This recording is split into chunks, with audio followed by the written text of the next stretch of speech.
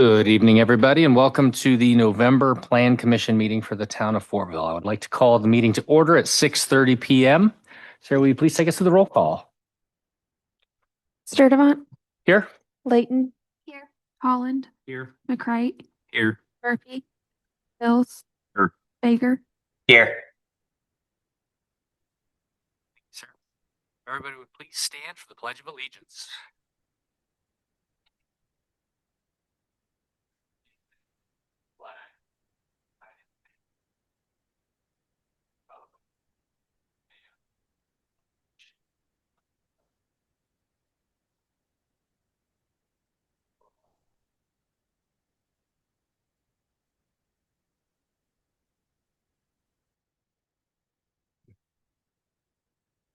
As stated, welcome again to the November Plan Commission meeting. Appreciate you taking some time out of your evening to be with us tonight.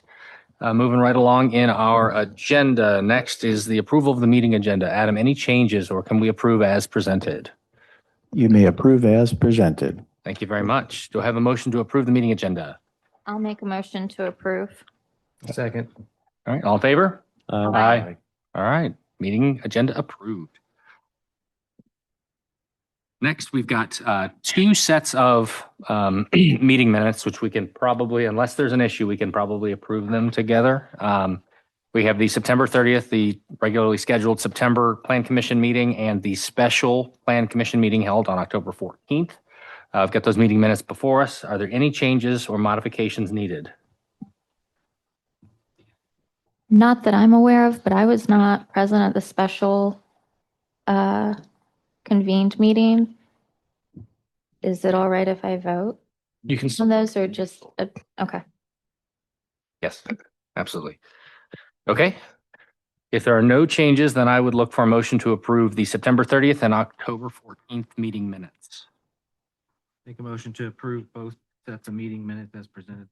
I'll second. All right, all in favor? Aye. All right. It's approved. Thank you very much. All right, number 5, our single public hearing for this evening. Move right along. Case number RZ03-2025, Vernon Woods PUD, L&M Wilson property. Commission is to consider a request to grant a favorable recommendation to the Town Council of Ordinance 2025-11B, a rezone of approximately 45.15 acres between 200 West and Fortville Pike, north of Fortville Elementary, request by MI Homes. So with that, Adam, if you would give us the presentation for the town, please. All right, thank you. For the record, I'm Adam Zaklikowski, the Planning and Building Director for the town.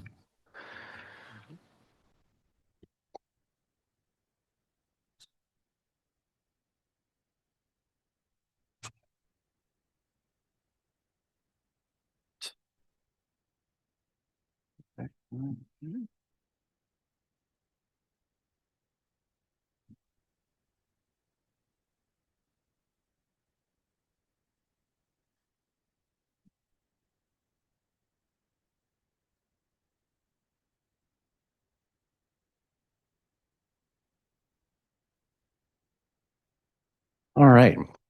So for this particular case, this is a public hearing for the tentatively called Vernon Woods PUD. The name, by the way, will likely change. There's a Vernon Woods subdivision that's in unincorporated Hancock County, a few miles down the road. So still working on finalizing the name, but for tonight, we'll stick with this name. So as you mentioned, the applicant is MI Homes. The owner is L&M Wilson, Inc. And I'll show you on the map momentarily, but it is located north of Fortville Elementary, the new Fortville Elementary, and it's between 200 West and Fortville Pike. And the current zoning on the property today is residential 3.5, and that's within town limits. They are seeking a rezone to planned unit development. And really quick, the main reason for doing that is the zoning residential 3.5 would ordinarily require 80-foot wide lots, but it would also allow vinyl siding, other things like that. So again, the main reason for rezoning to PUD is to craft a unique set of development standards that will hopefully result in a higher quality project anyway, despite there being somewhat smaller lots. So they are looking to do a minimum lot width of 62 feet as opposed to 80, which would have been required under R 3.5. So the size of the property overall is just over 45 acres. And they are proposing 99 single-family residential homes. So that density would equate to about 2.19 dwelling units per acre. And then lastly, as I'll show you in a subsequent slide, the town's comprehensive plan shows this site is suitable for suburban residential. So if we take a look at the concept layout, this map also shows some of the surrounding development. So to the north, you can see the Mount Vernon North subdivision by D.R. Horton. That's well under development right now. This area on the northwest side, staff is still in discussions with Forestar, the developer, to see there's been a possibility that they may turn over a significant portion of that land to the town if we want it. That'll be up to town council, but we're still going back and forth between staff and them on some fine points. To the south is the Fortville Elementary School. And then here's the bus transportation center for the schools. And then over here to the southeast is the Mount Vernon Point subdivision in unincorporated county. There are a couple of notably residential homes that abut the subdivision on the west side of Fortville Pike. And then there are some other homes as well in the county across the street. So if we take a look at the zoning map today, you can see that yellow is residential 3.5. As is pretty common in Fortville, almost all of our new subdivisions have been as planned unit developments. So whether that's Mount Vernon North, whether that's Byers Estates that are in the nearby area. And then off to the south, that Mount Vernon School District campus is all zoned institutional. Now, if we take a look at the 10-year comprehensive plan map, although the colors are similar, it's a different function. The comprehensive plan always comes into play anytime we're entertaining a rezone. So in this case, the yellow means suburban residential. So to be clear, they have the ability to develop under the current zoning. If they want higher density, if they want to rezone to PUD, they have to do it generally in accordance with the comprehensive plan. At least it should be a significant consideration. So you can see here, associated with that map that was put together, here is some representative photos of some suburban development, of course. In fact, just to read some of these bullet points that are actually in the comprehensive plan, it says it's generally intended for high quality tract home communities by major national home builders with a good amount of curb appeal, could be in PUDs. That's what we have here. Usually land that is flat and easy to develop, i.e. no major floodplain issues. That's what we have here. Typically would be acquired by a developer from a single landowner. That's the case here. The usual typical suburban lot sizes are 50 to 65 feet wide. Again, that's what we're showing here. And then on municipal utilities, town water and sewer. Of course, there's other residential categories, but this is one of the more common ones within our planning area. So if we take a look at the concept elevations that they've submitted, you can see that the architecture does fit into that suburban category. The builder is saying that there's an expected average sales price of $400,000. They've got a brief presentation as well after I'm finished, and they can give you some more details on the market and what their vision is for the community. So now digging into the PUD zoning. So as part of that PUD zoning, as I mentioned, they basically craft their own development standards that are separate from the zoning ordinance. And so they would have to follow those standards. So in June 2017, the town council adopted an ordinance that created a PUD standards template. Most communities don't even have that. It's basically a free-for-all when it comes to PUDs. But the nice thing is the town at least set a benchmark policy on what they would like to see out of new PUDs. And it says in the ordinance that alternatives to these standards may be considered by the Fortville Town Council, but in no way should the resulting development be of a lesser quality than intended herein.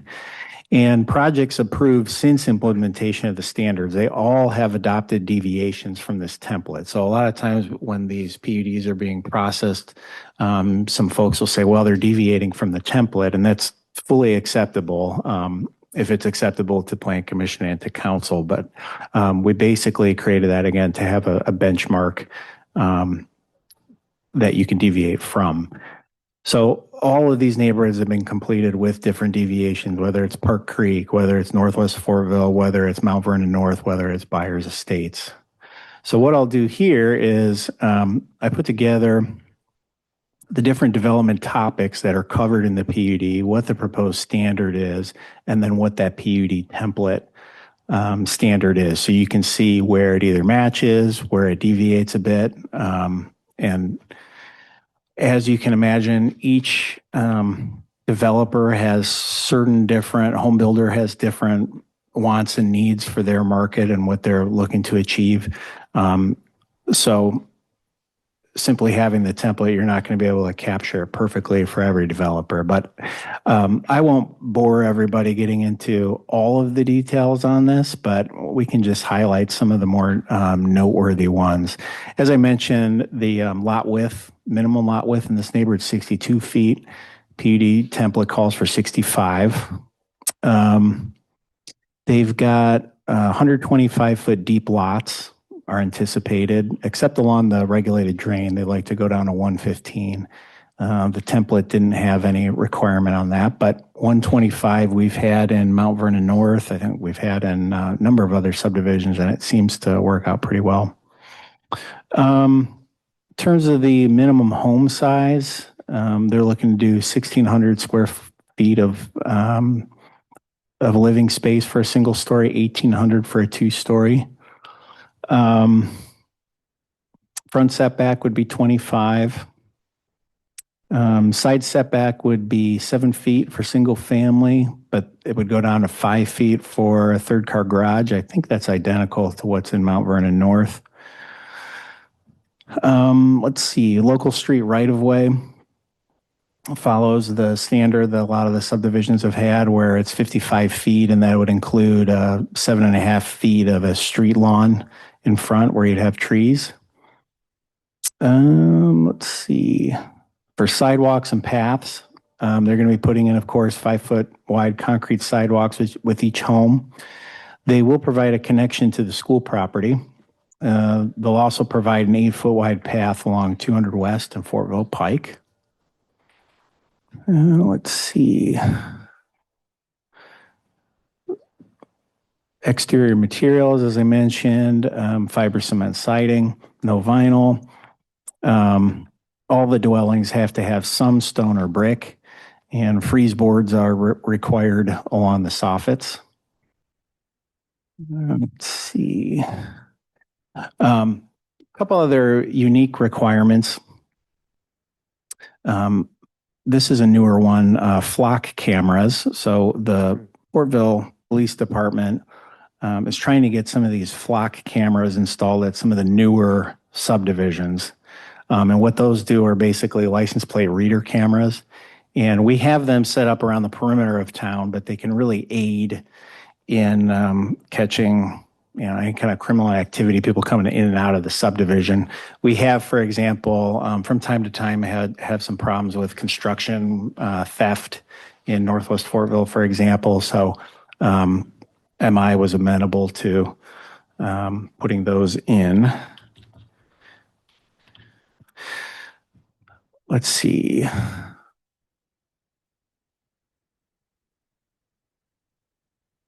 They would be putting sod in all of the front yards. In terms of the shrubs that would be required, 8 shrubs, 18 inches high at planting. That's consistent with what we've done in other neighborhoods. They will be providing a tree preservation easement along the south side of the property to try to preserve the tree line that's back there. And then there are a couple other items that I just wanted to explain as well. Is one of the comments that we've been hearing from both the town council and the public, and what some other communities are doing, is trying to put some restrictions on rentals in the community. And really, the problem that we're trying to solve is we would not want to have this 99 lot subdivision all acquired by one institutional investor and converted all into rentals. So in order to address that problem, what MI is committing to doing is to provide a zoning commitment that would restrict out rentals within 1 year of a property transfer, and that would be enforced by the HOA. The reason they would like to do the zoning commitment route as opposed to putting something in this PUD ordinance is so that the town has the flexibility to come up with our own regulations if we choose to do that. And so another thing to consider is we had talked about it with the developer home builder earlier today or yesterday about could they simply add to that commitment, not intending to sell any lots to institutional investors. So I don't know where we stand on that, but we can certainly go into that. And then in terms of a park donation, as you can see from the geography of this parcel, it's a pretty narrow linear piece of land. There is that regulated drain, Jackson's Ditch, that runs through it. So trying to have some big pocket park, big recreational area like we've done in other neighborhoods is tricky to do in this neighborhood. So what I've suggested here, and they seem to be amenable to it, is that we do what's called a park donation. And what's in the PUD, it says a donation of $500 per lot shall be provided at the time of secondary plat approval to the Fortville Parks Department. The fee shall be used towards capital improvements to a possible town-owned park in Mount Vernon North. The donation must be expended by the town within 2 years of receipt, or the developer may request a refund. Alternatively, the town may elect for the funds to be transferred to the Mount Vernon School Corporation for a recreational capital improvement on a school campus readily accessible for public use near the neighborhood. If neither option is available, a recreational facility of at least $49,500 must be placed in the neighborhood. So I feel like we've got our bases covered that way to have a good amount to cover the recreation need. And then lastly, the developer has reached out to the school district. School district superintendent has met with them. And based on the school district's comments, a driveway or even a road connection may be provided to the Mount Vernon Loop Road within the school campus based on the discussion they had. But that's still, there's some details that would need to be worked out on that. So just wanted to bring it to your attention. In terms of the criteria to consider per Indiana code, anytime we're looking at a rezone, the state law requires that you at least consider these things. So first item that the code asks you to look at is it consistent with the comprehensive plan? I would say yes, absolutely. Second one is it consistent with the current conditions and character of the current structures? I would say no with an asterisk. The property is currently undeveloped farmland. However, with the asterisk, new proposed housing would be consistent with the new zoning. Third one is it consistent with the most desirable use of the land? I would say yes, because it's also consistent with the comprehensive plan. Number 4, is it consistent with conservation of property values in general? And I'd say that yes, the stringent development standards established in the PUD will help to ensure high property values. And then lastly, is it consistent with responsible growth and development? I'd say yes. It's near an existing subdivision and of high quality. In terms of remonstrance on the project, as of this moment, we had not received any letters of remonstrance, not to say that there is none. There may be some folks in the audience that are concerned and want to speak. We'll hear about that in a moment. In terms of the council comments at the first reading, I would say the council overall seems supportive of the rental restrictions, and they had talked about at first, we were looking to maybe restrict it to no more than 10 homes in the subdivision be rentals. Then the developer had talked about 24 months. That was discussed. Let me just see here. I got a message from our town attorney. Okay, Zoom was spinning and spinning. Okay, I think we're good. So they had seemed supportive of those restrictions. 24 months were discussed. In the end, at least the developer's planning on doing 12 months. And they can probably provide some more commentary on the justification, but what they had to say is that the 24-month window is really going to preclude these institutional investors from doing it anyway, because they wouldn't be able to make a profit for a whole year on a house. So they felt that the 24 months would be excessive, that 12 seemed to achieve the goal. So, and then lastly, there were some discussions at council about traffic and what those implications are. So based on that, I would recommend that you provide a favorable recommendation to the town council. And then for the public is, if this receives a recommendation here tonight, if it's not continued to another plan commission meeting, so this is tentative, subject to change, is that the Fortville Town Council would review it again. They would review the recommendation, and it would be second reading or final adoption. And that would be on Monday, December 1st at Town Council at 6:30 p.m. So based on that, if you have any questions, I'd be more than happy to address them. Thank you. Thank you, Adam. Very much appreciate the context and overview. Any questions for Adam at this time? I have one. So is there, I don't see it on the renderings here. How do we get the walk paths or the trails from the Mount Vernon North subdivision connected into this one? Sure, that's a good question. There's a couple different options. So what it showed here in the concept plan was bringing an asphalt path in pink, and then it would go between lots 8 and 9. It would be within a common area tract between the two lots. I guess I'm talking more up by the ditch and the road up there that's going to connect into, Over here? yeah, right up.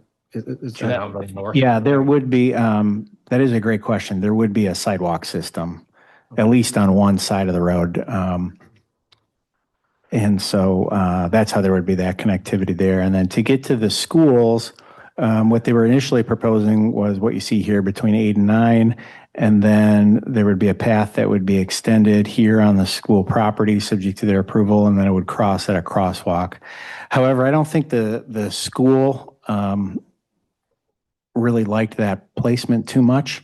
So the bottom line is, we're all in agreement that there would be some sort, and there should be some sort of sidewalk or path, some sort of connection physically from the neighborhood to the school property. Where that occurs would probably be subject to change. And then if they were to do a road connection, it could be between lots 18 and 19. It could be in the form of a driveway, basically, that would go out to this school, this private road, this private loop road, or it could be a public street that terminates there. But we'd have to figure out some details on that as to what the school district wants to do and how to go about doing that. But that's a possibility as well. Any other questions for Adam? Yeah, I'm sorry, go ahead.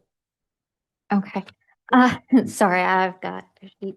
Adam, I don't know which questions are best answered by you and which are best answered by the developer. So I'm just going to go through some of them, and Sure. you tell me if I need to hold off and I ask them again, okay? Sounds good. Okay. Since you're the city planner, I'll start with this. In a neighborhood similar to this. Do we have an average population of what we could expect? The reason being is that if we have 99 homes, just assume we have 2 adults in each home. If we follow the typical 2.5 kids per 2 adults, that gives us roughly 500 kids and 200 adults, which great. I love the idea of growth. My concern is that if you have approximately 30% of the kids as car riders, where the other 70% is bus riders, you're going to have, well over 150 kids walking over to their school if their parents aren't driving them. Right now, we currently have a shortage of bus drivers and buses. Our schools have expanded, but we're looking at a lot of additional subdivisions coming in this area. So I thank you that saw that coordination has been done with Mount Vernon School District and this superintendent. But has anything been run by the school board, possibly proposing suggestions on the best way to handle that amount of kids walking? Because I see one access that's in the back part of the elementary school, which I've been over there many times dropping kids off. And I don't think that that's going to be the best and only spot for a crosswalk, because you're going to have 4 different schools of kids at different times. I think that we should consider having appropriate lighting amongst these trails and potentially adding another entrance towards the other end, a trail at the other entrance. That makes sense. Not entrance, but if you just go straight down to where that loop around that goes past the bus depot to help access the middle school, high school, and intermediate school. Because that site for the elementary school, that's great, but if they come down here when they're going over to 200 West, we would need some kind of RFB or potential hawk signal as they cross 200 West to get over to the intermediate and or high school. Sorry, I just threw a whole lot at you. Well, sure. So a couple things. First, one of the other tweaks that is reflected in the language of the document, but not necessarily on this drawing, is that there would be a path that would go along 200 West here. Because we don't know where there used to be a house here on this property. We don't know in the future what may go over here. It may be nothing, but there may be a building at some point. So we do want to complete the path along the frontage. I think the overarching thing is in terms of the numbers of population or kids that are generated, candidly, your numbers sound a little high. Oh, I took the absolute. Yeah, not to discredit the concern, but those numbers seem a little high. For purposes of population in general, not necessarily breaking it down between school age kids and adults, is usually, I want to say it was like 2.7 kids per household, or 2.7 people per household is usually what's used if we're looking to figure out population of a neighborhood. So 2.7. And while that may seem low, that's apparently, I think, based on some national averages for subdivisions and neighborhoods, things of that nature. So you say they're national averages? Yeah, Do we have 2.7. anything closer to Indiana? I mean, that's with all due respect, but Indiana does tend to have large families. Yeah, Back here in the Midwest, I mean, I don't know offhand. I don't know what our state would be if it gets broken down that way, but and just bear in mind, I'm bringing up a lot of these questions because I've seen things Sure. brought up around town, and I just Sure. want to make sure everyone. yeah, and to your point, there's no doubt that the subdivision I think, I'm sure everybody would agree that it would be a draw for families with children being so close to the school. So to your point, it may be higher than in other subdivisions. Who knows? So Um, who will be responsible for roadway reconstruction through there? Because you're gonna have significant impacts to County Road 200 West and potentially to Fortville Pike on the other side. the developer would be responsible. In fact, I failed to mention, it's a important point, is that in the language of the PUD ordinance, we've asked them to prepare a traffic impact analysis, similar to what we've done in the other subdivisions, so they know what the appropriate level of improvements to 200 West and Fortville Pike should be based on that. Okay. You've answered a lot of my questions, so I'm just going through making sure it's all. Has or will a utilization or capacity study been done recently of our utilities such as the water plant and storm sewer in that area? I think the underlying concern here is just that we have several residents here in Fortville that already state they have problems with water pressure and water quality concerns. How would a development of this size impact, strain, or pull our existing resources? Can we have something done before this is built, possibly by the town or the developer? Because I feel like a study, like a capacity analysis and utilization analysis is going to be applicable in the coming future with the additional, because this isn't going to be the only site out here that's going to be turned into a PUD. This is prime residential area. Yeah, Future. couple things. Actually, Alex, town attorney, had just said, based on the 2020 census, Hancock County has an average of 2.5 people per household. Yep.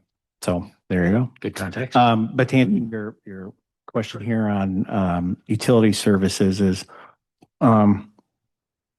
first, Joe is not here today, Joe Renner, the utilities director, but they may have to do some modifications to the existing lift station that's in the area in order to provide that capacity. Overall, there is enough capacity in the overall system for water and for sewer, period. And that is still undergoing improvement. Yes, and then just for your background knowledge is with all of this growth in this area of town, a few months ago, the town staff presented to council. We're working with our engineering consultants to basically design a sewer bypass, so to speak, that would go down, I believe, 950 north and would go to 300 west and would basically get up to the plant that way.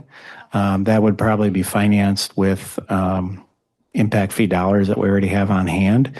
But the point of that is to ensure that the sewage that's coming from this area of town is not going to inundate the system in the downtown area and basically bypass it. So the good news is there's a plan that's underway right now in order to do that. Has any additional public involvement been completed, like letters sent out or something to the potentially impacted nearby property and business owners prior to this public hearing? Yes, we sent out the developer sent out, I created the notice, developer sent it out, included the hearing information tonight, included this map as well, this layout. And it went to everybody within 600 feet or 2 parcels deep, or any interested parties. I think Perfect. So we Yeah. can say that all public involvement notices have right. been The completed. notices went out. Yep. Perfect. So my other question may be more for the developer. And it's my last question for right now, so just bear with me. Has it been considered about the property prices, where the price point starts? Because if we're saying 400K, is that for like the base model price going in? My concern is that clearly we have inflation, clearly we have a housing crisis housing crisis in process. And that there is a certain base that we have to have them charge in order for them to be able to make a profit and continue doing this. But has it been considered how having houses starting at a 400K price could increase the cost of living that further pushes affordability of living for the existing and historical population out of Fortville? Yeah, for that, I'll defer to the developer Sure. on that. Okay.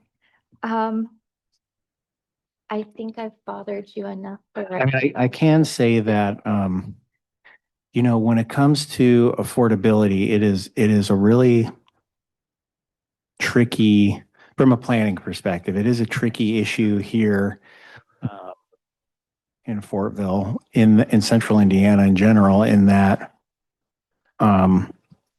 I think if you look at our area in comparison with other metro areas around America, we're still more affordable than in a lot of other markets in America, but that doesn't help, obviously, compared to if you're looking at Indianapolis, our area, and what houses are going for now versus what they were 10 years ago. They're definitely a lot more out of reach for folks. So, but from a planning perspective, it's tricky because,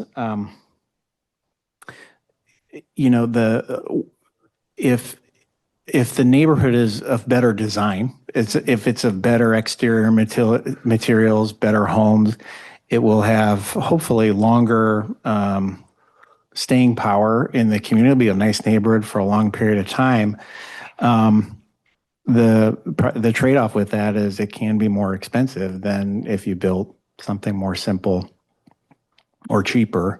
So it's tricky, and I don't know if there's a right answer or a wrong answer, but the one thing that I can tell you, and I think they'll probably reiterate it, that is the product that they're looking to bring out here is pretty consistent with the price points that you'd see in the suburban Hancock County area. So I think it'd be sufficient to say that we are looking, the developer is looking to bring a high quality project and proposal that will create stronger equity for the population and residents there as time goes past. Yeah, we want to make sure that whatever neighborhoods are being approved, are of good quality, and we understand that there are all sorts of issues with affordability, and rightfully so. But we want to make sure that it's a good place. Thank you so much for putting up with me, Adam. That's okay. My pleasure. All right. Appreciate it, Brittany. Any other questions for Adam before we move on to the petitioner? Yeah, I have just a couple, if that's okay, Nathan. Yeah, absolutely. Correctly, Adam, that sidewalk, although the drawing here does not show, it does continue along 200 all the way from the Mount Vernon North to the new elementary school. Yes. Is that part of the trail system? No, the if you follow the arrow here on the screen, the federally funded trail, the 10-foot wide trail goes down here, and then there's a pedestrian light, and then it crosses off on the west side here, which is that Mount Vernon Trail. And so I kind of think of this as more or less a spur to that trail. But like I said, there will be most likely a trail that goes in this area as well. Most likely, or there will be? The only reason I know that the sidewalk. We can ask the developer. I want to say with about 99% certainty that they agreed to put a trail through that. I think in the standard, the latest version, we wrote in that they got to do it along the entire frontage. I know, and on Fortville Pike as well. Okay, I know there's a sidewalk on the Fortville Loop or the Vernon Loop that you're calling it that stops right there at 200. Yeah, right there, somewhere in there. And I know personally there's a group of students that walks from the elementary school to the intermediate school in the mornings at times, and they have to walk through the grass to that nearest crosswalk. So I think and Bernie hit it as well, or touched on it. I think having that walkway continuous along that community along 200 is super important for walkability and mobility. We So- have a really nice crosswalk that's over there that exists that you pull up. It's got some flashers, stop, look for crossers. Right, but It'd to be get nice to it if we from the could new have- elementary school, you have to walk through the ditch, Yeah. through the grass to get there currently. So that answers that. So if it's not part of the funded trail, it's not going to have the benches and lights. I take it that the rest of the trail will have, and that's okay as long as the pathway is there. On the Fortville Pike side, the sidewalk, I think 8 foot wide, if I'm not mistaken. Will it connect to the Mount Vernon side, or the Mount Vernon North sidewalk, or will it stop at No. that property there It'll stop here at this property. with no plans to continue it? The only way that it could be continued is if the town were to purchase right of way to make that happen. And we haven't even had that discussion yet. Not to say that it couldn't happen, but and then I think their path ends, I want to say right here. So there is right of way over here in Mount Vernon North. But yeah, in terms of the frontage. You'll We have have to theoretical clarify. connection though through the neighborhood, right? I mean, there'll be sidewalks internal. That's right. So- Yeah, that is true. Yeah. It's out of the Good way, point, but it yeah. is connected. And then I should We know say, accessibility, it's just Good point. not, Yeah, the greatest benefit. really quickly, the other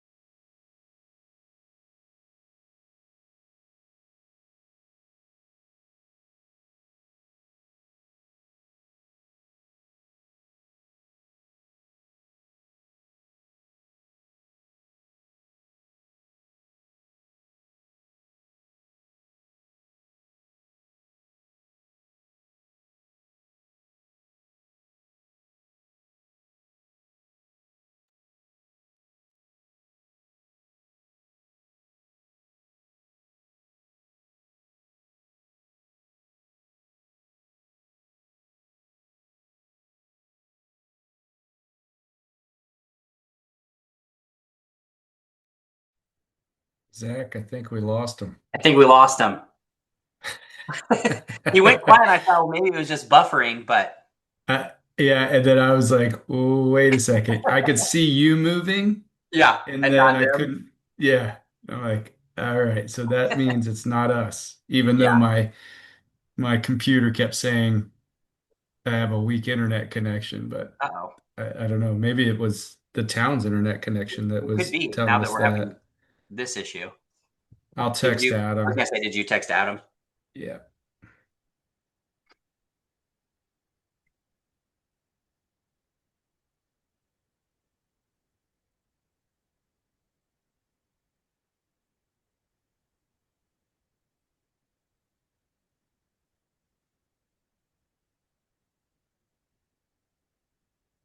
Luckily, we don't have anybody else participating online. Yeah. The wonders of technology. I know it's great when it works. It's good when you can pull up, census data and do quick research, but Amazing. Amazing. it's bad when this happens. We're probably not too far away from, AI's recording all these Zoom meetings and it hears questions that are asked and then just has like a running, here's Yeah. what AI would say to your answer. Just Yeah, we're very close to that, I believe. Well, everybody you talk to, chat support is AI generated at this point. The yeah. So And the voices are so good. Like it's like the spam stuff when they're trying to get you and they're uh, like, "Hi, this is Jennifer, and I've been trying to get a hold." You know, like, okay, Chat yeah, GPT or AI Jennifer, but at you sound like a real Jennifer. at Comcast, we're using testing some AI software that when you call into a call center, it can match your what's it? What do I want? It's not your dialect, but your accent. So like if you were calling a Louisiana and you needed to have a more southern accent, it could match Wow. that, or any other. If you have a harsh accent, it can tone you down to the customer. Interesting. That Yeah, makes sense. Yeah, it's yeah, like get the live customer on the other end comfortable with. yes. That's pretty cool. Well, Adam has not texted back. He's busy We're, answering questions. well, I bet we're right in the middle of the developer presentation, which you need to I oh, here they yeah, come. there they are.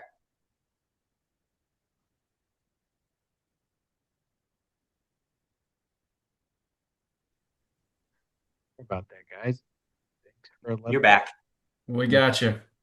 carried away in discussion and forgot about technology here. So let me pull this up.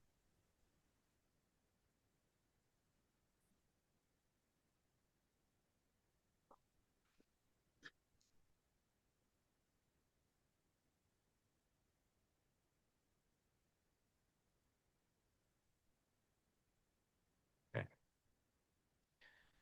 So were there any other questions? I just had one question, and I think this is already. I know we're doing a traffic study.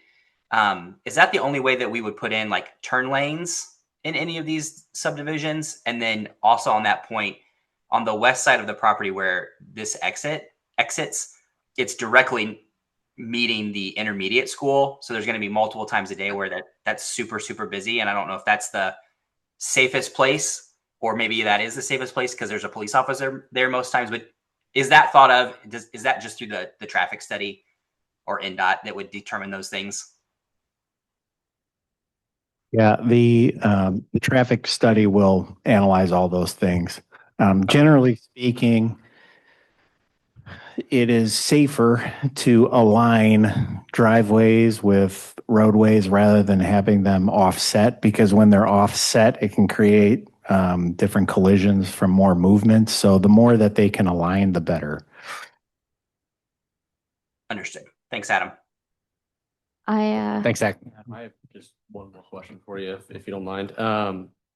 You mentioned we've got a PUD standards template here, and that deviation from that standard template is okay and actually typical. But you pointed out in here that development cannot be of a lesser quality. Would a more dense development or smaller lots or shorter setbacks from the standards necessarily be lesser, or are we able to make a determination that it is not lesser? Well, from a planning perspective, I would not say that a shallower setback or a smaller lot size is of lesser quality.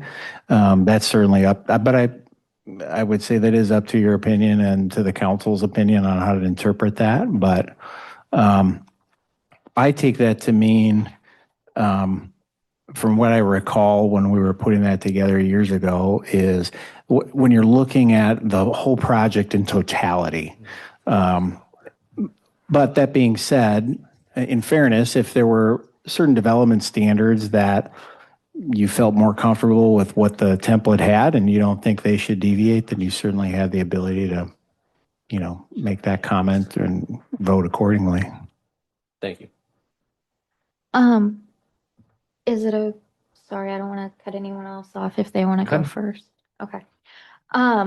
Just something that I think a few of us have pointed out up here, that entrance on 200, being right across from the intermediate school. I know NDOT would probably be the one to determine traffic light or roundabout or crosswalk or something like that. And we typically do have police that sit there you'll see that Fortville Road right to the south of Vernon Woods, where all of those buses come out, and they do have police that stop traffic for the buses to go in and out. But that's there. Going down to the intermediate school there, morning traffic is just gonna be a nightmare. Is there any consideration for putting in some sort of traffic signal or turn lanes? Is that solely up to NDOT's discretion? And if NDOT decides that it's needed, would that further delay this PUD moving forward?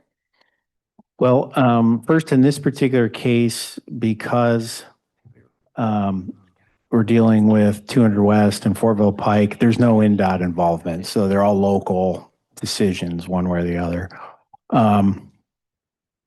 The traffic study that's required should answer that question. And then if a light is required, then we'd have to figure out, typically the developer may have to pay for that because it's a result of their development, but it may not. I think there's a high likelihood it would not be warranted, but we'll see what the study says. And would that be something that brings it back before town council or the plan commission, or could you approve? No, because the way that we wrote it in the ordinance was, We'd have to review the site plan though, right? Which would include those final improvements. yeah, the way that we wrote it is the petitioner shall conduct a traffic impact analysis and shall implement the findings of the study based on approval from the town's planning and building director. So And based on there, the PUD template standard is 2.9 dwelling units per acre. The proposed standard is 2.2 dwelling units per acre. So isn't that less dense? it is overall. Now, density is always a tricky thing because it can include large areas that are not necessarily developable. But the resulting density is what it is. So, if the dwelling units are, so yes, in this case, you're right. Right. That's right. So in this case, the resulting standard is lower than what the, Entire property, basically, ditch running. yeah, between the common areas. It's consistent, I think, with the neighborhoods as well. And one thing that this property has is most houses do not have a house behind it. Correct. They're either on the ditch or they're on a tree-lined backing, And they are. which is something to keep in consideration. So, Well, then I see that they're making a tree exception to retain, preserve. preserve things. Along the north. Yes. Yeah. Yep. So it looks like a beautiful place.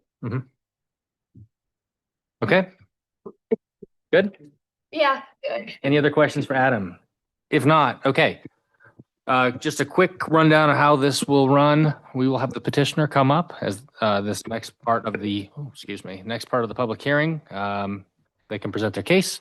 Following that, we will have time in the agenda for the public comment. If you want to speak for or against the case, you may come up and provide your input as well. We'll have time for government officials to speak, and then the petitioner may come back up and answer any questions that they hear from the public, from government officials, or anything that's been brought up in discussion here tonight.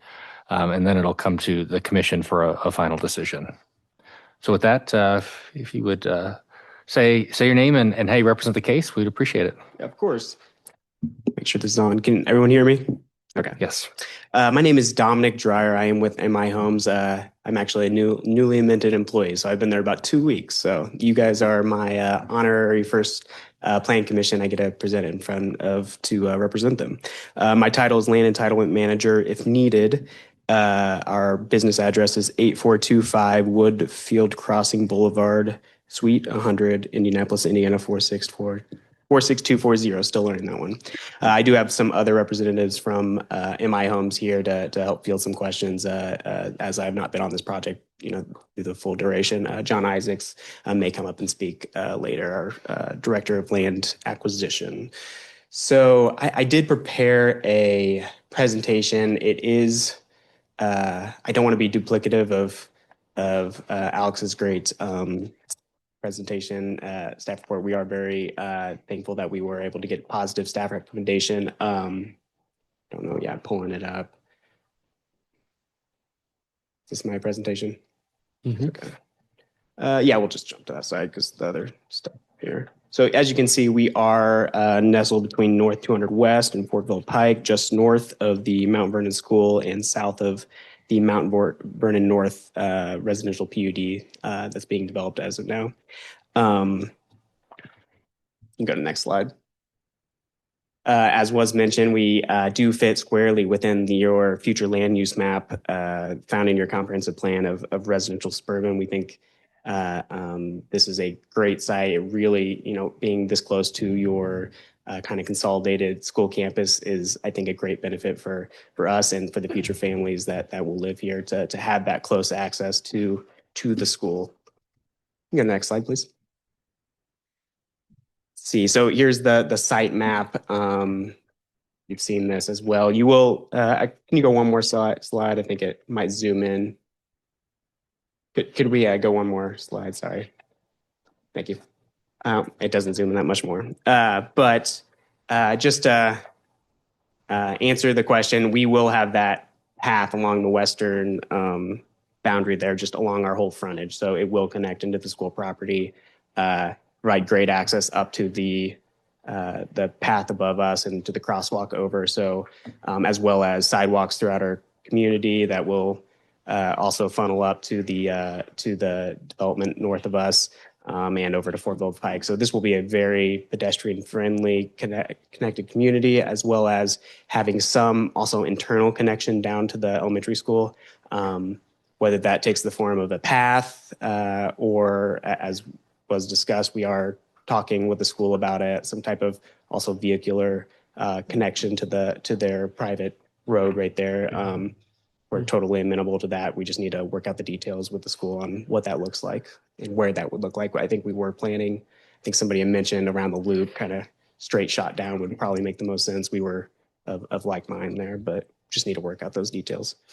As was mentioned, 45 acres. We're saying a max number of lots of this development is 99 lots. I love that somebody talked about we don't have a lot of lots that back up to each other.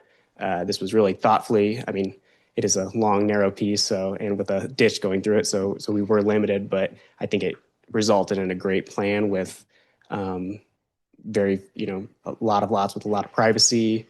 It'll just be a very nice, smaller development in terms of modern development. So we're very excited about that. Estimated price, I know we said 400,000 was the average sales price. We do have some floor plans that will probably come in around the 380, depending on how people upgrade it and stuff. So 380 to 425 is kind of the range we're looking at. So, home prices are, I understand they're getting up there. We try to stay competitive and provide a path to home ownership for all, but this is where we think the market is in this area and where these homes will fall. So, next page. And to that end, here's some character exhibits of the homes that we build. A few of those are renderings, some are photos from actual communities. We average expected sales price, we've about $400,000. With 99 lots, we're looking at about $40 million of assessed value for this total development once it's built out. Go to the next slide, please.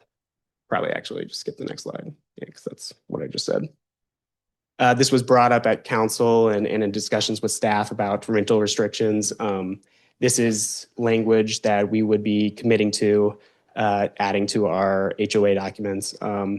Essentially, as was said, we would have a kind of a short-term ban, so that 30-day no, you can't rent out your house for less than 30 days, right? So kind of eliminating those Airbnb, VRBO situations, as well as a 12-month ownership period that any individual who buys a home, whether it's from us or from another, once, two owners down the road, right, they also have to own that home for 12 months before they are able to consider renting it. There are a few carve outs for like federally insured loans. That's what our legal has determined is necessary for those that to make it a enforceable legal standard here, as well as some hardships that could be evaluated by the HOA. So, or renting to a close family member. So, if my parents, needed a home, I could buy it and rent it to them or something along those lines.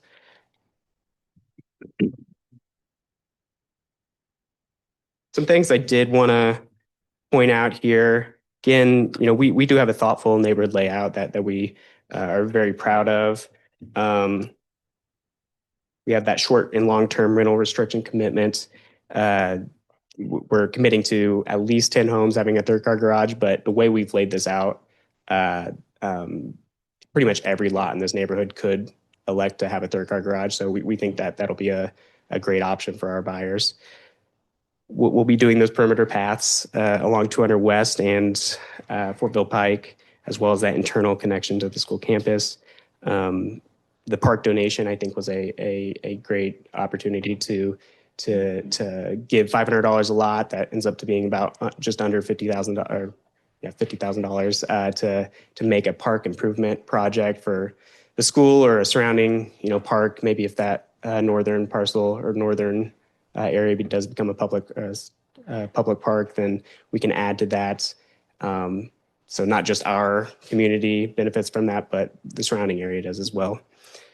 And again, we will be doing a traffic impact analysis as required by the PUD, and whatever improvements those are required.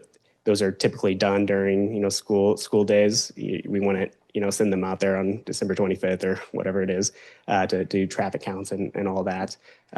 So those will be taken into account. School traffic.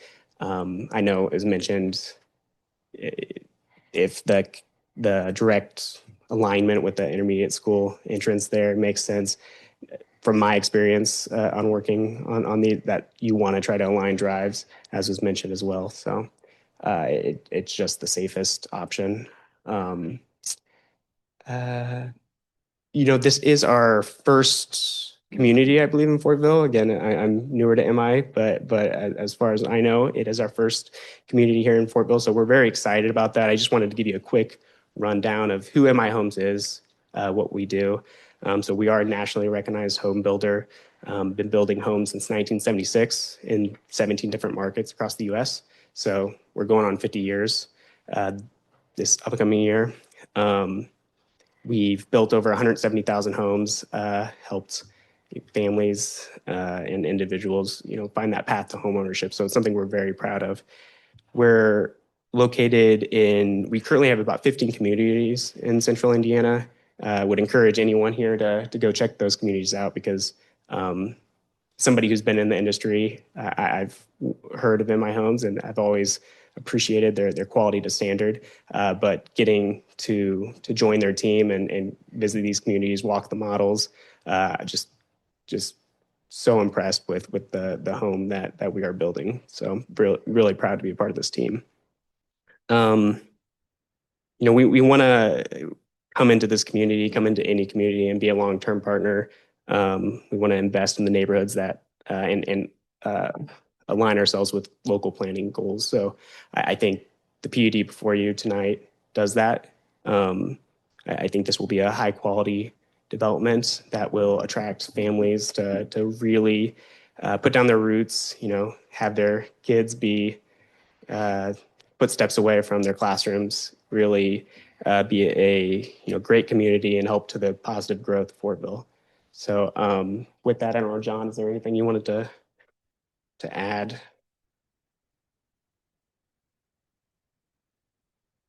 Jonathan Isaacs, Director of Land Acquisition. I want to make sure we've touched on the affordability aspect.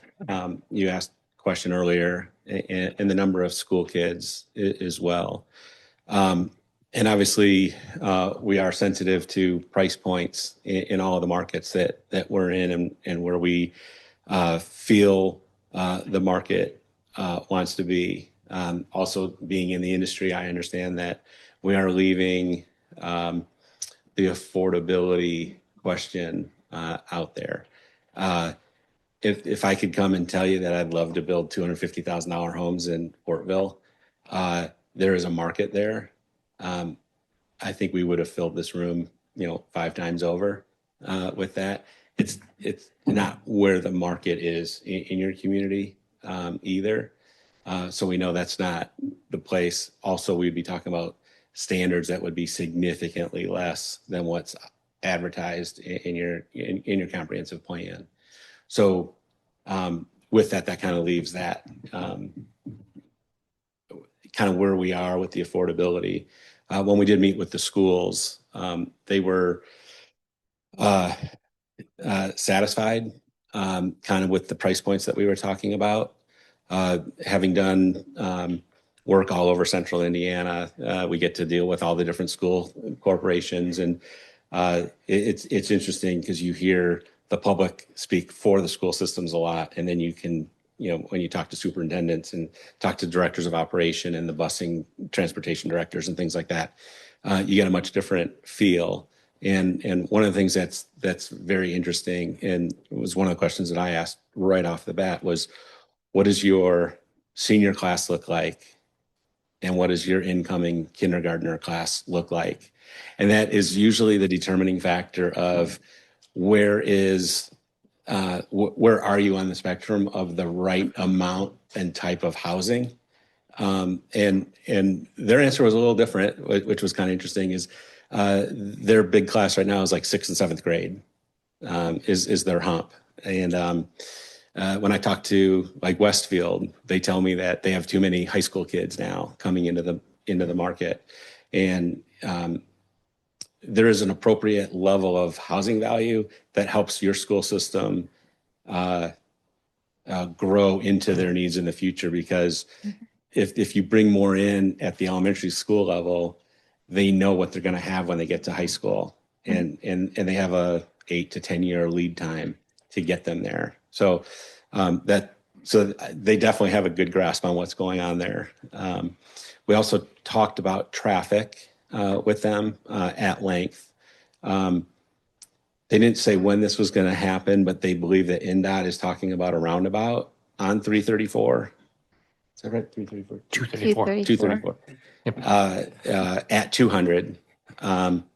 They expressed concern about one more crosswalk, which and Adam and I talked about this as well, that when we engage an engineer to talk about traffic study and what needs we have, are the crosswalks in the appropriate location? Do we need more? My guess is you don't need more, because the traffic engineers are going to tell you that too many is too many. The one to the north, I know where it is. If that one was south at the elementary school entrance road, might be a better situation for all the walk, but you have it where it is. So you live with it. So I'll be interested to see what that analysis comes back when we talk about that with the traffic engineer. But that's something that we will have back before we come back for a primary plat. So we'll have all those answers at the next time we have a public hearing on this project. So I hope did that touch everybody's questions? Any questions for the petitioner? I have some just related to the actual proposed standards, if we can get into those Sure. now. Looking at your front and rear setbacks, I'm just curious why this decision was made. So looking at the standard versus the proposed standard, rear setback 20, you're going up to 30, but then you're going in the opposite direction on the front. I'm just curious why that was. One thing I was going to say was I accidentally called Adam Alex, so apologies on that. Oh, no. I've been called worse, so. We typically plan for a front yard setback of 25 and a rear yard setback of 30, typically. And that is just so that a rear yard, which is the private yard that the residents are going to live in, has a lot of room before you get into a rear swale.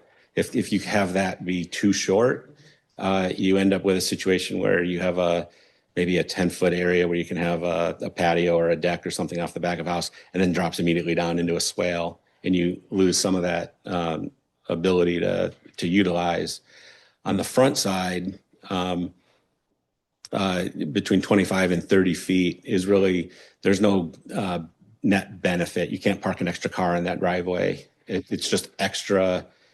I'll just say it's extra cost for a lot of different things. Extra length in the driveway, extra length in your sewer lateral connection to your house, your water connections, all of your dry utilities connections. It just adds more expense. So when you're looking at what's the best value for the money and where the residents that are going to live in these homes want to enjoy that value for that money, rear yard better than the front yard. So. Thank you. On the side setback, on the 3-car garage, would that 5 foot allowed only be on the garage side, or would that be on both sides? Only on the garage side. I think that standard is identical to what the Mount Vernon project to the north has. I laid out some different scenarios for Adam. Here's the concern that we get into. We need to pre-plan the location of every driveway because of your standard for the chairback curbs. So those chairback curbs identify the location of where that driveway is. Every builder is going to be a little different. I like to think that we looked at it maybe slightly different. We've driven through the other 2 neighborhoods surrounding us, and they've locked in their driveways too. And when they have some of those homes that have a 3-car garage added, sometimes those are interior added, and those are the 2-car garage doors, and those get the slopey, the cutoff of the driveway. That looks a little funky. So what our thought is that we would set every house at 7 feet on the non-garage side. That sets the center line of the driveway to be constant. And when you add that 3rd-car garage, you're going to extend 10 feet towards the opposite property line. That's where your side garage grows to, and we've kept the curb cut in the same exact location. So that's the intention there. So it'll be 5 on one side, 5 on the garage side, 7 on the opposite. And when you don't have a 3-car garage, it could be 15 feet. If we have a 4-foot garage bump, take 4 feet off of that. So it'd be 11. So by no means are you going to have homes that are, close together. I think I saw one house in North Vernon where the garages were garage side to garage side, where you would have a 5 and a 5. So in that whole neighborhood, I saw it happen once. I told Adam that might happen once or twice. Of course, the buyer has to choose that option as well. So your worst case scenario is a few homes that'll be 10-foot separated, but only at the garage. The homes themselves would be much greater. Thank you. Yeah. Last one is on the park. It listed in here under minimum park size. You do have listed pocket park provided. I know we talked earlier about, the intent to probably just pay impact fees. I'm just clarification. I don't see it in the plan. Is there a plan to put a park in, or is it just we're paying impact fees? So obviously we have plenty of open space inside of the neighborhood, and the goal is to come up with an amenity that'll be a benefit to the community. It may be sitting areas and things like that. It's not going to necessarily be a playground, because the idea is let's make a bigger playground in an adjacent park or at the school. But we are working with our sales and marketing team to figure out exactly what we would do. And I think Adam had in the proposal that if the town can't find use for that $50,000, that they would give it back to us. That would have to be spent in the neighborhood. And I don't want to have a problem of having to come up with $50,000 spending 4 years from now. So we're going to plan for that improvement as upfront. Perfect. Yeah. Glad to hear it. With the, are you? I'm good, Chris. Yep, I'm good, Joe. Yep. With the 3-car garages, does the driveway apron, the approach, is it going to change size? Or is that curb cut going to be the same regardless of 2-car garage, 3-car garage? It would always be the same. It'll be the length of, I'm not sure if you include the taper in it, but if a driveway is 16 feet wide and you have the little taper at the end. Yeah. The intention there is that we would keep it the same. Okay. So So you're not going to have parking lots in front of 3-car garages? No, Okay. our goal is, with the chair back, and maybe this is the benefit of having the chair back curb, is you do lock in that location where that driveway is, because we're not going to want that curb to be messed with during our ownership of the curb. So for the first 3 years after we put it in, we're under bonding. So we're not going to let some contractor go cut our curb. And then afterwards, it's yours. And I think you guys might have this, as a town, might have the same response as, no, you're not going to get our curb open to expand that driveway. Right. Yeah. Yeah, it does take a little bit more pre-planning with the chair back for sure. Yeah. One more question. If the possible path that leads into the school system becomes a vehicular path, is that between lots 8 and 9 there where it's presently proposed, is that going to shift some homes or reduce the number of home sites you have? We would definitely lose one to Okay. put in a roadway, for sure. The discussion that I had was now I know that we're going to lose one because we've done that analysis. So you would end up with a slightly larger common area there. If obviously I would think if we put the road in at a certain location, we'll probably put the path in with the roadway. And that should be agreed upon by where the schools are going to want that, connectivity to be done. One of the thoughts that I had after driving through their campus is they have fences all over the place that they like to close off certain parking lots at certain parts of the day and things like that. So my vision is that this roadway is really for them. They can put a gate on it. They can open and close that gate when they want traffic to come into them at their desire, whether it's just their bus traffic or something like that. At the same time, I want them to maintain that roadway because if they have the fence closed on a Saturday, we got a big snowstorm and my HOA is plowing streets. Monday morning, they're not going to open that gate because snow is going to be piled up in front of it. So I want them to be able to open the gate and deal with snow removal and everything else that they need to do so they can keep that control. And maybe they end up not gating it and it's just open all the time. But those will be the discussions that we have with Sure. them. Okay. Thank you, guys. Yeah. Yeah, Go ahead. I have some housekeeping. Sorry. So in the PUD, what is proposed is no 2 homes with the same elevation, 3 lots on one side, 5 lots on the other side.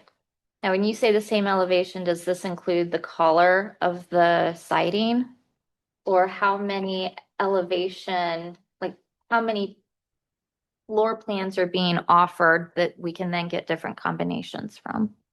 Sure. I believe the series has nine floor plans, multiple elevations per floor plan that have really distinct architectural styles. So you probably looking at 2 of them, you might not even be able to tell they're the same floor plan. So I think this standard would really allow for pretty varied streetscape diversity.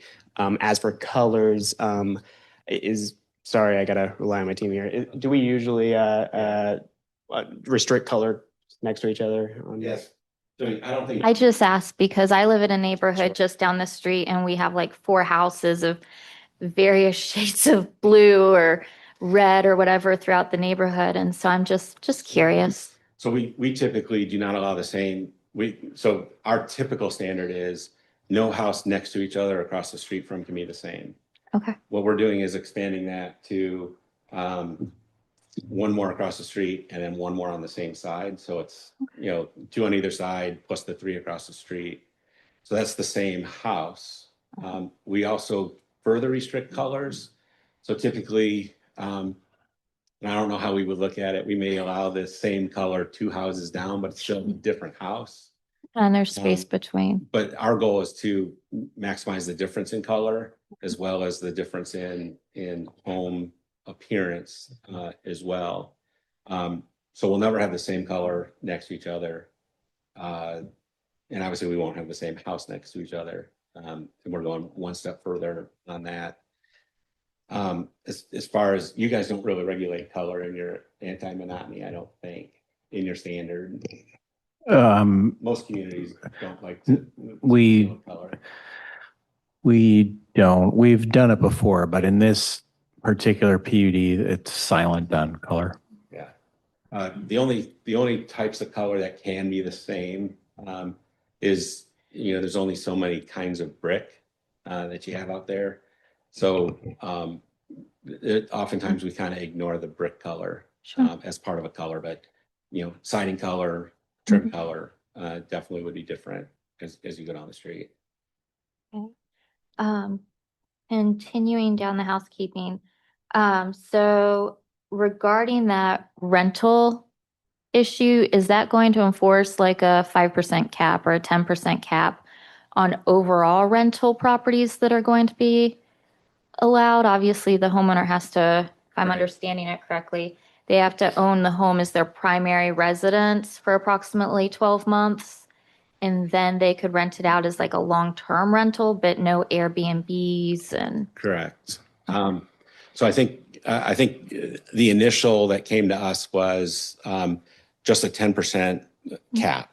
And I didn't think about this as we were talking about it in the office the other day. A 10% cap would actually allow me to go to someone like American Homes for Rent and sell them 10 homes right off the get-go. It's not our business. That's not what we want to do. So moving it to a standard that you have to own your home for a certain period of time eliminates kind of that rental buyer pool. I live in a community that eliminated Airbnbs 2 years ago, and they put in a year restriction as well on owning a home. Actually, they might have put more than a year, but since they put that restriction in, 0 homes have been sold to an investor in that time period. So I really do think that putting in a time constraint of needing to live in the home or not for it to be a rental for a period of time really eliminates that investor type buyer from even looking into the neighborhood. Before we jump off that, since we're on that topic, it was initially proposed at 24 months. It's been downscaled to 12 because of some concerns. What are the concerns? Because it sounds like there's some good carve outs for hardships and things that are reasonable. So what is the reason that we're down scoping from the 24-month time period? Because you said maybe yours is even longer than a year. So yeah, it really just comes down to what is it that the intention is and what we're trying to preclude. The other one is I don't want to end up with a situation where we have overregulated or have a different regulation than what the town might come up with in the future. So if the town comes up with a standard in the future, I'd rather the town standard easily trump what we're going to do rather than have a conflict that gets into a situation as, okay, the HOA says this and the town says this, and if the town standard ends up being less than ours, I'd rather it not be that. I'd rather us be less and then the town trumps ours. If mine is greater than what the town ends up being, then there's a question of who trumps who. So would you be amenable to if Adam and the government officials say, hey, we'd like to see that 24 months? Yeah. And that's something that we want to consider, as a town standard that you might. I think certainly as we get to the council and have that discussion, I think that's appropriate that, if there's definitely a push, I think we're open-minded to that. Okay. Yeah. Thank you. Do we have an approximation on what the HOA yearly fees will be for this subdivision yet? I know it's still early planning, but. Yeah. My guess would be with the amount of open space that we have in the neighborhood, we're probably talking between $500 and $600 a year. And to clarify, that $500 donation fee, however you're looking at it for the park, that's one time, or is that yearly in addition?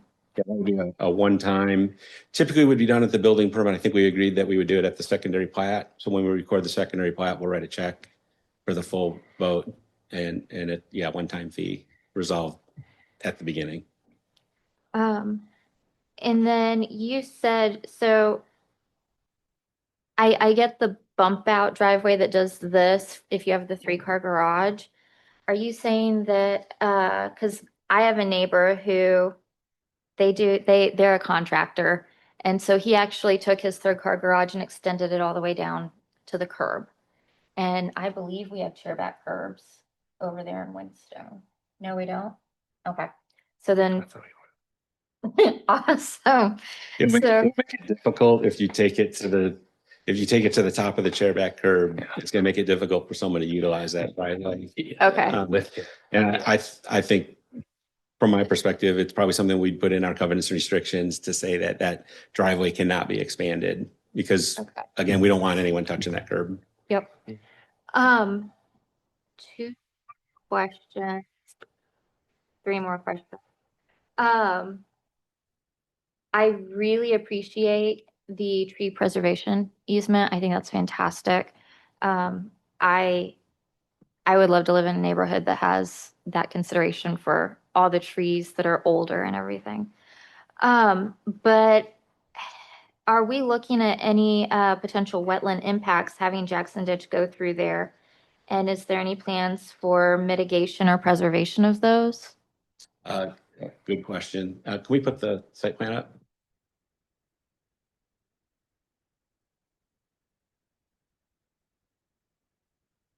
So our preliminary wetland report has a wooded wetland that lies between lots 54 and 55 there. That will remain as a preservation. We would stay out of it. There's a potential concern that maybe even lot 56 doesn't work. As we get into more engineering, we'll know that for sure. But preliminary engineering based on the preliminary wetland delineation that we've identified, it's in that wooded area. So that'll be a preserved wetland area there. I like the environmental safeguards that obviously took a lot of forethought. And then 2 things regarding impacts to the school. So if you put a connector right there where the proposed trail is. Yeah. Here. Yes. Yeah. That looks like it aligns approximately where we go in to line up for school drop off. Obviously, this is a discussion between you and the school, but I would worry about, I'm gonna walk over there. Okay, Adam? So I can. I'm a visual person. I could potentially see during school pickup and drop off, we go down this road and then turn up there. I could see the potential for cars coming here, going up there and cutting through to get around this turn here. Specifically, we have police that sit right here and let us go and conduct traffic. So I just wanted to share those opinions. Obviously, I don't think it impacts you through or anything today. I know you guys are still working on it, so just for some consideration. If it were to stay where it is, it would be just pedestrian. We should have safeguards to keep a vehicle from trying to do that. There's really anything you can do. So, I mean, stop. Probably do a bollard or something in the middle of the walkway. Yeah. That just would keep a vehicle from going through there. If we end up sliding it down to where lot 19 is, then I think you should just be prepared for people to use it as a cut through. Well, If there's- definitely if it's a roadway, it's definitely going to become a cut through. And the way that I look at it is, you've almost established almost like it's not straight, but almost like a grid system, because our linear length between the two areas, we have one access point on each. Mm-hmm. The neighborhood to the north has two access points on each roadway as well. So one of the benefits that has happened is you've created a situation that provides for a variety of opportunity to make that connection, but it's not at a single point. It's at a multiple point area, more like you have an in-town situation. I'm guessing that was the intent at the beginning. We looked at that neighborhood at the very beginning, and I remember that kind of discussion that you wanted the 2 points, and it kind of makes sense to me that you've almost created that. So people can cut between Fortville Pike and 200 in multiple ways, and it's not going to be restricted to just one. Not to say that people aren't going to want to cut through there. The schools wanted to put the buses through there. So it makes, It pros and cons either way. Yeah, exactly. And that's why we wanted to give the schools the option of under their control when they want that to be open. I mean, obviously, we don't want that to be a cut through. We know the cut through is going to occur during school events. It's likely to happen. So. And then my final question. At the elementary school, we have protective measures around the ponds that are over there.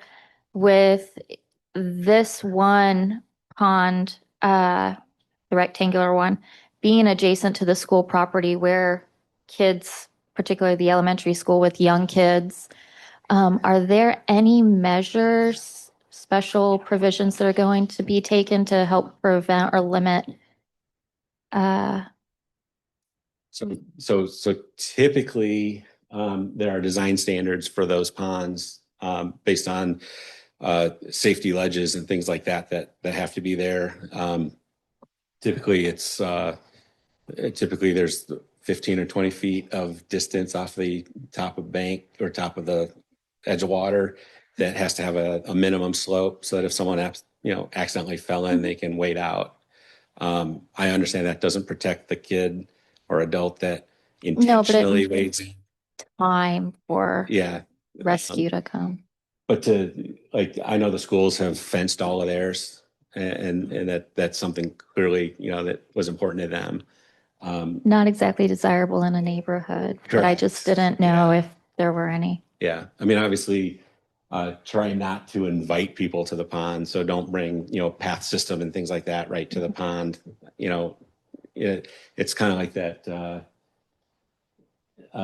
attractive nuisance, I think, is what the lawyers usually call it. It's a necessary evil. It's got to be there, and then people are attracted to it. But it's also far enough away that a car's not going to accidentally drive into it and things like that either. Well, and you have the trees there that protect it from the school side. Yeah.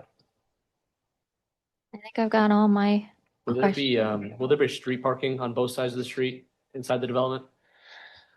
I would look to the town and see Probably not. We'll probably do one side only, signs on the other side. Okay. Any other questions for the petitioner at this time? Just real quick on the price point, it said you're between 380 and 425. Is that what you think they're going to sell for, or that is where they start at? So your Helms Mill that's in McCordsville starts at 350, but once everybody upgrades, I think we kind of touched on that earlier, you're going to add 20 or 30,000 in upgrades usually. So are these going to be starting at 350 and end up at 380, or these are going to be $500,000 homes? That's a great question.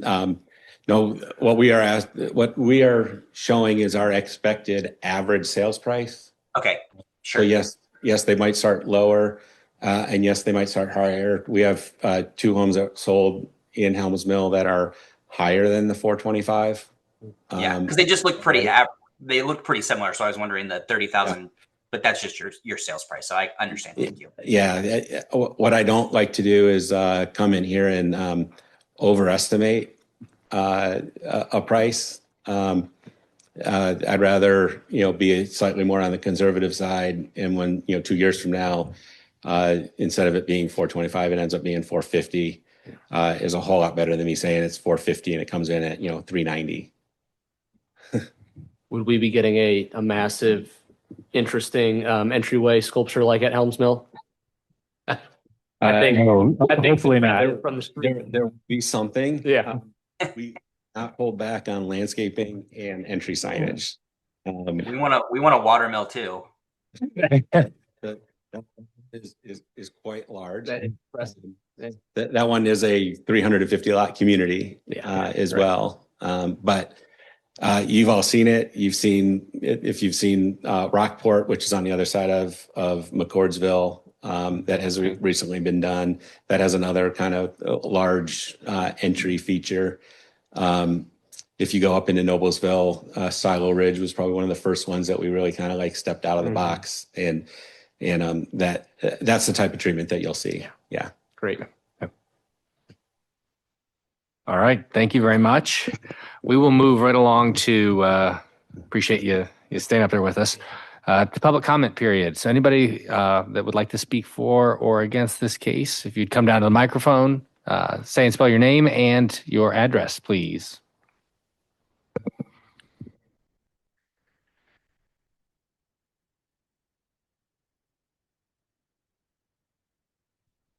I just love that look. Are you done this time? Mike Russell, live at 8425 North Fortville Pike. It's right across from the entrance, it looks like, to the one you're putting off Fortville Pike there. I got a few concerns. I got listening here. I didn't have a lot of questions, but listening, I got quite a few. So I'm trying to remember them all. First of all, I know in my homes is selling a product for you to put in a PUD for this, which is all great and well, but there's some other things that I like to consider on this. If you put a connector to the school, that's going to create a lot more traffic coming out. Like I said, yeah, we got multiples now. Well, everybody's going to find the shortest way, and it's a mess out there right now. So anyway, I don't know if you guys go down Fortville Pike very much. The traffic is terrible. Last time we did a traffic survey or impact study, if my wife can verify, that was done on a non-school week. So it didn't get a true traffic study. I can't even stand on my front porch and carry on a conversation because of noise with the traffic. So that, and if we put a turn lane for the northbound traffic, that would cut into my yard, and I don't know how I'd ever get on my driveway. To tell you the truth, right there, it would be a mess. Of course, there's the woods to the south of me. So you have that sight line there, then you have people coming to the traffic, and I'd be trying to get out through that. But anyway, drainage with the ditch, all of our property, the woods, everything drains to that ditch. And I know you have to keep the drainage intact when you do that. But that woods does flood right now in heavy rain, so it doesn't drain that well. And I'm sure that would impact some of that water flow that direction. So just keep us in the county in mind when you think about this. So had 10 more things, but I can't remember what they were right now. So, but anyway, just kind of keep that. The traffic is what's the worst thing right now. With all the new development to the north of us, it's just craziness. So, yeah. I can't tell how many mailboxes I've lost in the last 30 years. But anyway, thank you. Just kind of remember what the county side out there and what's all going on with everybody. So I appreciate it. Absolutely. Thank you very much. Appreciate your comments. Anyone else who would like to speak for or against the case this evening? Come on down. Hello there. My name is Dave Strantz, Strantz. I live at 8270 North Mount Vernon Way in Fortville. That is Mount Vernon Point, by the way, the neighborhood just to the south of the proposed development. I attended this meeting when the developers of Mount Vernon North was presenting their case and explaining their situation. And I was really curious about how they explained they would be offering the plot of land to the town to be a park.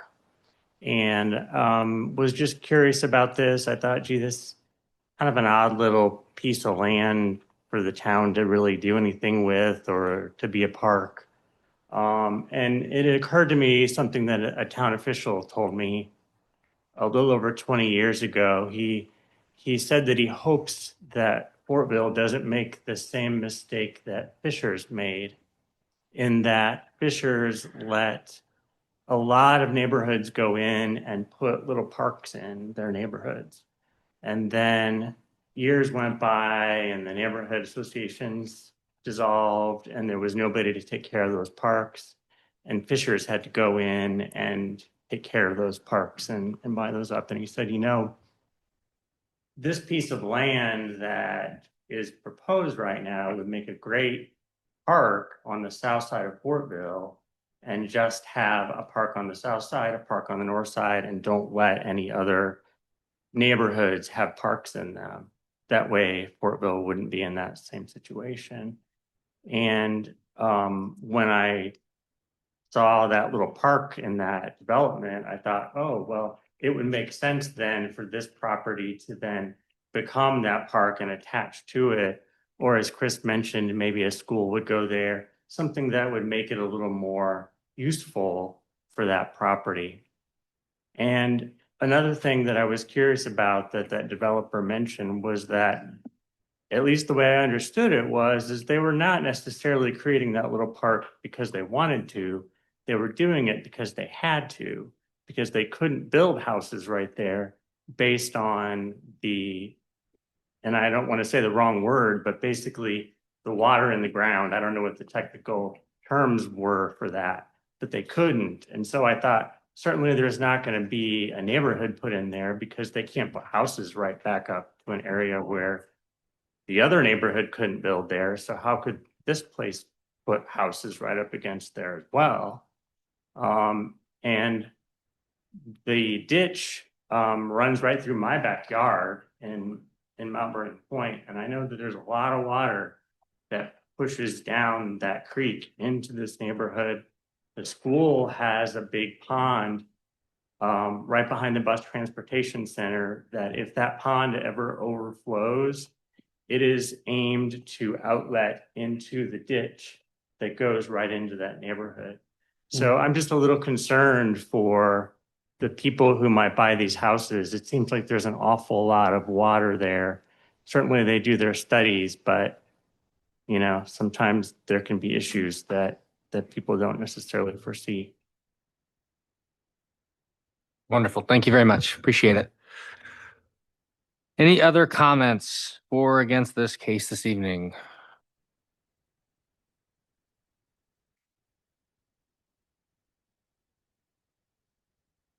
I'm Doug Moore. Address is 8492 North Fortville Pike. It's the woods there in that northeast cutout of the property. Few concerns. One of them is when I look at the map, there is a very tiny, hard to read, I had to use a magnifying glass, indication that's partway north up on my property. And it looks like it may be you're asking for a right-of-way there or a beginning of a right-hand turn lane on the west side of the road. I don't know what that is. The ultimate question is there any plans at this point to take some of my frontage along my property with what you know right now? It may be premature, I don't know. Second question would be if you're going to run utilities that way, which side of the road are you planning to run the utilities down, the east side or the west side? It's of interest to me because it's going to go right through my property if it's on the west side. And I'd just like to know it in advance, what's going to happen and how that's dealt with. And then thirdly, at the corner, we'll call it the southwest corner of my property, there's some houses that appear to be awfully close to it. And I don't know what the distance is. It's hard to tell with the map how close they are to my house. We have a nice acre and a half there. We like our privacy. And I don't look forward to having somebody just bump right up against it. So I don't know the distances there. And I think there are 3 houses right there at that corner. So if there's answers for those questions, I would appreciate hearing them. Other than that, thank you for letting us speak to you. Absolutely. Thank you very much. We will ask those questions, see if we can get answers for you.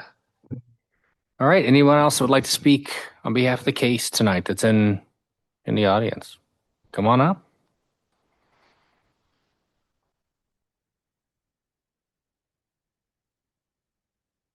Good evening. I'm Jack Parker, Mount Vernon Superintendent of Schools. I'm not here to speak for or against, just to provide a few perspectives. First of all, I appreciate the opportunity to speak with you. And our team, our Assistant Superintendent and both our Director of Operations met with MI last Friday, I believe it was. And they said they were very agreeable to the ideas that they had.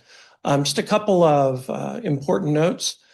We've done a student capacity analysis that's fairly recent.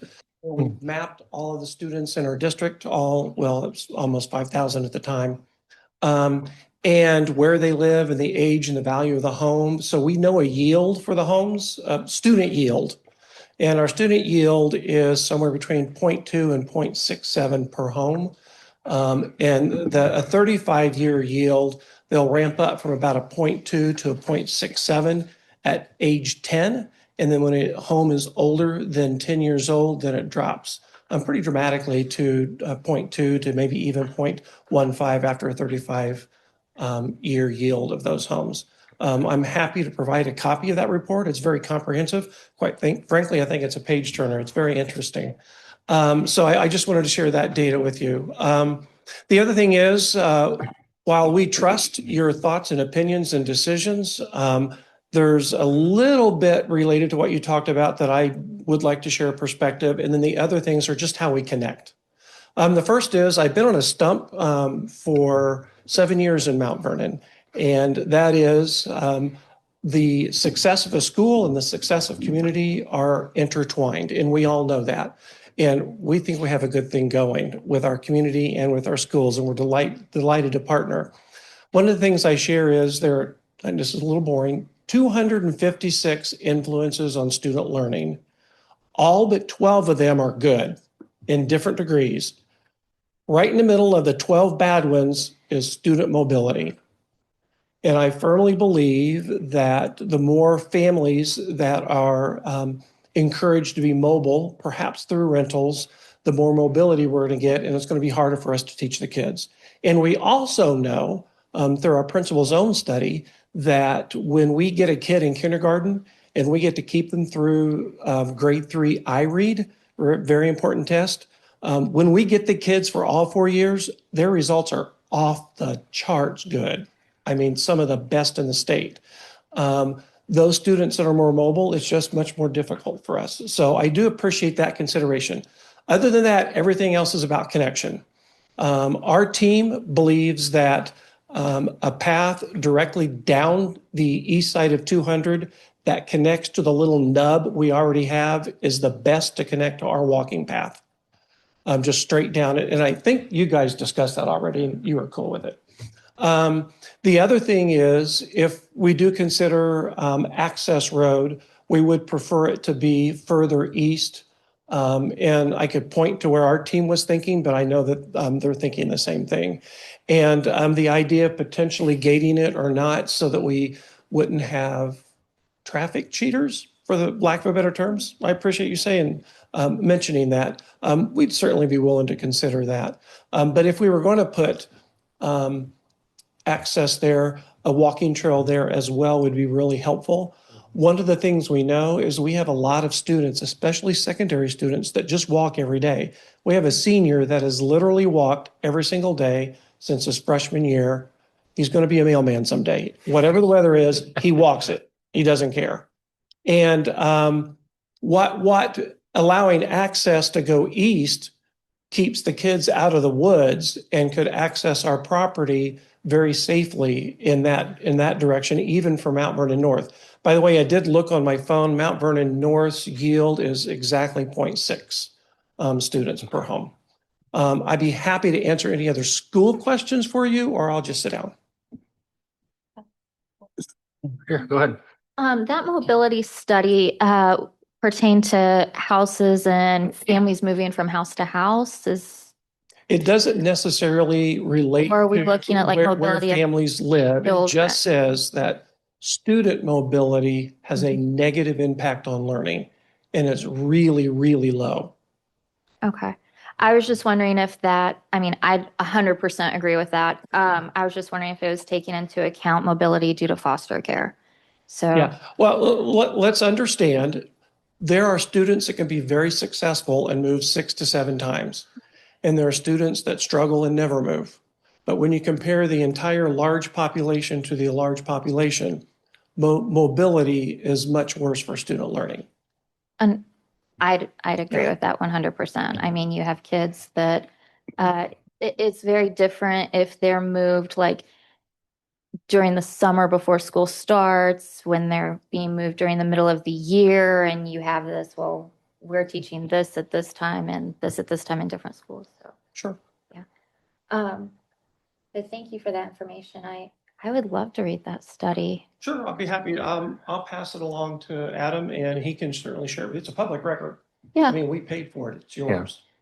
I think that it's something that is bound to come up in the future too. So. Every time we've got one of these, so I think it's good for the future. And graphs and maps, a lot of homes and tables. You'll enjoy it. We'll have a quiz at the next plan commission meeting, guys. So There you go. be reading it.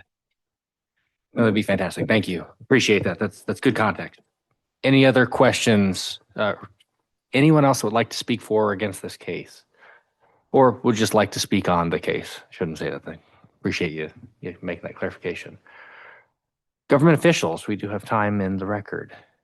Good. Okay. All right. We do have time in our agenda for the petitioner to come back up. We do have some questions that were brought up by the public that we'd like to get a couple answers for. You know, you guys were writing furiously. We were as well. So I'll let you kind of run through them. And then if anything was missed, we'll be sure to tag you on that. Yeah, thank you. I think it was Mr. Russell, who lives, I think, across from our western access or entrance. I think we would love to share contact information and get in touch with him, because we do realize we are straight across from him. So we'd love to talk with him about the project and his concerns more. And really anybody. I can hand out business cards here at the end of the meeting if anybody wants to talk. So. I know drainage came up a few times. You know, this land right now is currently undeveloped. There's no real, I mean, obviously there's the ditch that runs through it. So there is some, I guess, engineering done in that regard, but the other 99% of the site is not, you know, engineered for stormwater management. We will be required and have to go through the necessary, you know, process of putting together a stormwater management plan, engineer that out completely, and it to be vetted. And so any water that currently lands or is on or flows onto our site naturally, we will have to retain that and release that at a controlled outlet. So I don't like to say that, you know, we make the area around us better, but we certainly should not make it worse. And in fact, a lot of times we do make it better. But so I know that's always a concern when development comes in, you know, we're adding streets, all this, but it is part of a very engineered system. So hopefully that provides some ease to those who made those comments.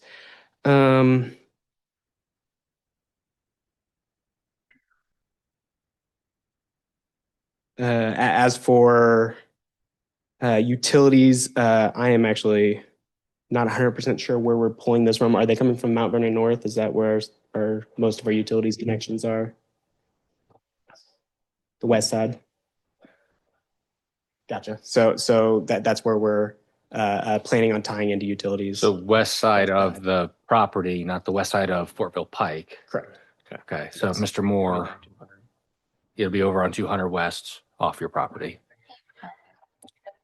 The utilities are coming in down here, so it won't impact that property. Yeah, appreciate that. Yeah, of course. For Mr. Moore, we can certainly look at how close those houses, back property, how close those back property lines are to your property there. I don't have my slide ruler on me right now to to be able to pull those, but I know when people see those property lines or the indentation, sometimes they think that whole house is going on that lot. You know, that's just kind of how we have to show it. There will be green space in between the back of the house and your property line, certainly. But we can get you that information. I have a quick question that might help reassure. There's going to be hydrological studies and studies of the floodplains here when you guys start getting into it. As he said, that the property behind him, when it rains frequently, it causes flooding. When you guys get in and have to do your drainage and storm sewer plans, that should actually ease a lot of that flooding in those areas, wouldn't it? Potentially, yeah. We certainly wouldn't make it worse. That would not be the goal. We don't want to create a swamp out there. I don't know if that's part of that wetland, which we wouldn't want to disturb, that kind of area. So certainly something that will need to be accounted for.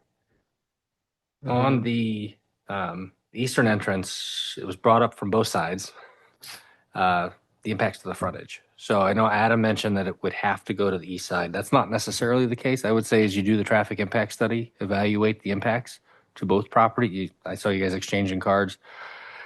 You can get real creative. You can shove entirely to one side, entirely to the other, or split the difference. And that may be what's best, given that there's properties on both sides, so that you're only widening by 5-6 feet on each side, right? So I would just say, as you're working through that traffic impact analysis and we determine what the treatment is, that be considered. And then additionally, as we're doing the traffic impact study, not only making sure, I think we have a couple scenarios, make sure that obviously school needs to be in session, but there should be a consideration for if there is a road there and what gravity model shows for traffic to move through Mount Vernon North to the east. So you should have a scenario where there is no road and a scenario with a road, and then evaluate what those impacts will look like for both of those.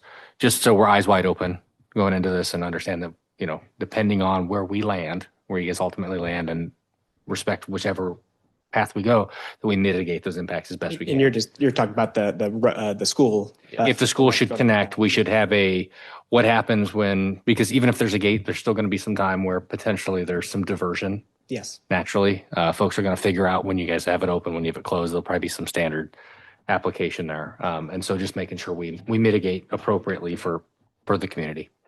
So add to that when the traffic study is done, ensure that their peak hours encompass the beginning of elementary school drop-off time. I know peak hours generally are 7 to 9 and 4 to 6, but we have buses out there that are coming in at 6:45.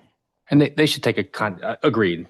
Make sure that the engineer is taking a context specific peak hours, not peak hours. Peak hour, down at the North Split in Indianapolis is very different than here. It's going to be heavily school dependent here. So I trust they'll do that through that impact study. Last piece for Mr. Moore. That was a good point. Thank you. Distance off the back of the property, it looks like 52 or 53 might be that 30-foot rear offset. Is that a fair statement to say off of his property line? Okay, so there'll be a 30-foot offset to the edge of their property, right to your corner. Most of it will be further because that's the right. I mean, that's where you're gonna have one point that's gonna be at that 30 feet, and then it'll flare out. My preference would be yeah.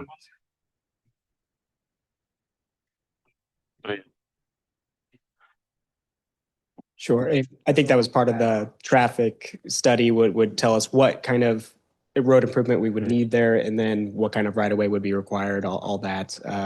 And then if we could shift that at all to not have any impact, but we would certainly be in discussion with you. So the goal would be, that's what we were talking about, is to try and manage between both sides of the road, because there's going to be impacts both ways. What is the way to minimize impacts to all the homeowners? Is it shifting one way? Is it maybe shifting, can we shorten the turn lane a little bit? There's some minimum maximums. There's some things that can be done to mitigate.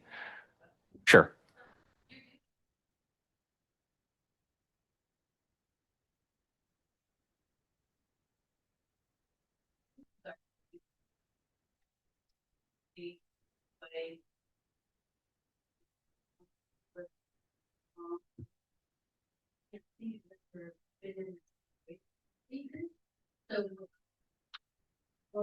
if the lift was here and we moved my mailbox down here, I'm gonna have to get off into my, to go get. I mean, that. I have seen that along these roads. And the suggestion is to get permission and build a brick encasement of some sort for your mailbox so it doesn't get taken out. Yeah.